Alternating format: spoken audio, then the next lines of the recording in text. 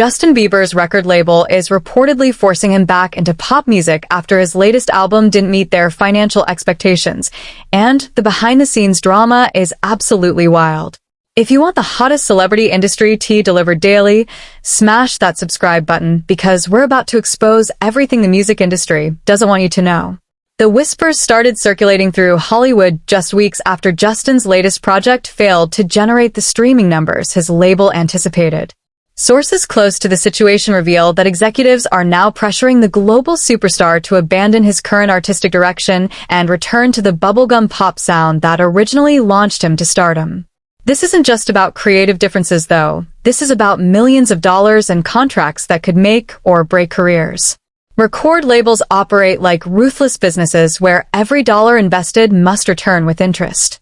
When Justin's team poured massive budgets into recording sessions, music videos, promotional campaigns, radio play, and marketing blitzes, they expected those investments to pay off big time. The harsh reality of the music industry is that artistic expression takes a backseat to profit margins when albums underperform commercially.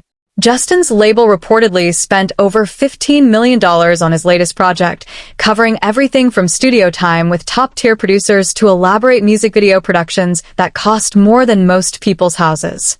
When the album failed to recoup even half of that investment through streaming revenue and sales, panic mode kicked in among executives who now see their golden goose as a financial liability rather than an asset. The pressure campaign began subtly with suggestions about collaborating with proven hitmakers like Max Martin and Dr. Luke, producers known for crafting radio-friendly anthems that dominate charts worldwide. These aren't just casual recommendations either. Industry insiders report that label executives have already started scheduling meetings with these producers without Justin's explicit consent, essentially forcing his hand in the creative process.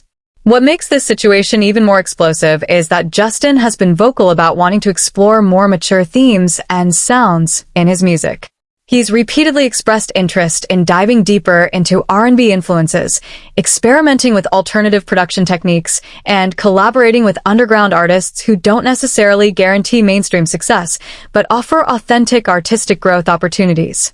The conflict between artistic integrity and commercial viability has reached a boiling point behind closed doors. Sources describe heated conference room meetings where label executives present streaming data, sales figures, and market research that supposedly proves pop music remains Justin's most profitable lane. Meanwhile, Justin's personal team argues that forcing an artist into a creative box they've outgrown could damage his long-term career prospects and alienate his evolving fanbase. The timeline for this alleged pop album is reportedly aggressive, with the label pushing for release within the next 18 months.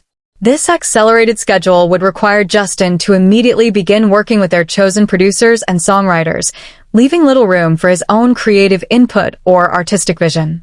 Industry veterans recognize this strategy as a classic label move designed to quickly recover losses from previous investments. Behind-the-scenes negotiations have become increasingly tense as both sides refuse to compromise on their vision for Justin's future. The label argues that his original pop sound generated billions of streams and sold millions of records worldwide, creating a proven formula for success that shouldn't be abandoned for experimental projects that appeal to smaller audiences. They point to his early hits that dominated radio airwaves and social media platforms as evidence that pop music remains his strongest commercial asset. Justin's camp counters that forcing an artist to repeat past successes without room for growth often leads to creative stagnation and eventual career decline.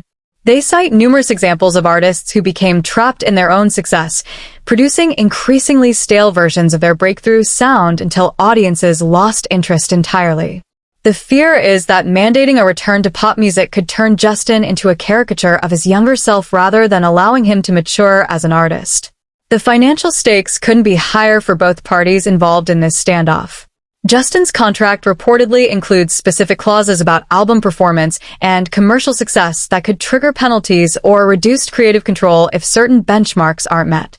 The label has already invested heavily in his brand and sees forcing a return to pop music as the safest path to protecting their investment and maintaining his marketability. Streaming numbers from his recent releases paint a complex picture that both sides interpret differently. While his latest project didn't achieve the massive commercial success of his earlier pop anthems, it still generated millions of plays and maintained his presence on various charts. The question becomes whether these numbers represent a natural evolution of his audience or a concerning decline in his commercial appeal. Industry analysts suggest that Justin's situation reflects broader tensions within the music business between artistic freedom and commercial demands. Major labels face increasing pressure to produce immediate hits in an oversaturated market where new artists emerge daily and attention spans continue shrinking. This environment often forces established artists into creative compromises that prioritize short-term profits over long-term artistic development. The pop music landscape has also evolved significantly since Justin first dominated charts with his teenage heartthrob image. Current pop trends incorporate elements from hip-hop, electronic dance music, and international genres that weren't as prominent during his initial rise to fame. A forced return to his original sound might feel outdated compared to contemporary pop music that has moved far beyond the simple melodies and themes that defined his early career. Fan reactions to rumors about this potential pop album have been mixed, revealing the challenging position Justin faces, regardless of his ultimate decision. Longtime supporters who discovered him during his pop era express excitement about potentially hearing familiar sounds that remind them of their youth. However, newer fans who appreciate his recent artistic growth worry that returning to pop music would represent a step backward in his creative journey. Social media discussions about this situation have exploded across platforms where fans debate whether artists should prioritize commercial success or personal artistic satisfaction. The conversation extends beyond Justin specifically to broader questions about how the music industry treats established artists and whether creative freedom becomes a luxury that only the most successful musicians can afford. Music industry executives who spoke anonymously about similar situations describe this as a common crossroads that many artists face after experiencing both commercial success and creative evolution. The challenge lies in balancing financial obligations to record labels with personal artistic growth that may not immediately translate to mainstream commercial success. These decisions often define whether artists maintain long-term relevance or become trapped in cycles of diminishing returns. The timeline pressure adds another layer of complexity to this already volatile situation. Rushing the creative process to meet label deadlines rarely produces an artist's best work, but delaying releases can strain relationships with executives who need to show quarterly profits to their corporate superiors. This creates a lose-lose scenario where artistic quality might suffer regardless of which direction Justin ultimately chooses. Production costs for modern pop albums continue escalating as labels compete to create the most polished and radio-ready content possible. The investment required for a proper pop album release includes not just recording expenses, but comprehensive marketing campaigns across multiple platforms, music video productions that often resemble short films, and promotional appearances that can span months or even years. Behind closed doors, Justin's team is reportedly exploring alternative strategies that might satisfy both his creative desires and his label's commercial expectations. These potential compromises could include releasing a pop album that incorporates more mature themes and sophisticated production techniques, essentially bridging the gap between his artistic growth and his commercial obligations. The broader implications of this situation extend throughout the music industry, where similar conflicts play out regularly between artists and their labels. Young musicians signing their first record deals rarely anticipate how contractual obligations might limit their creative freedom years down the line.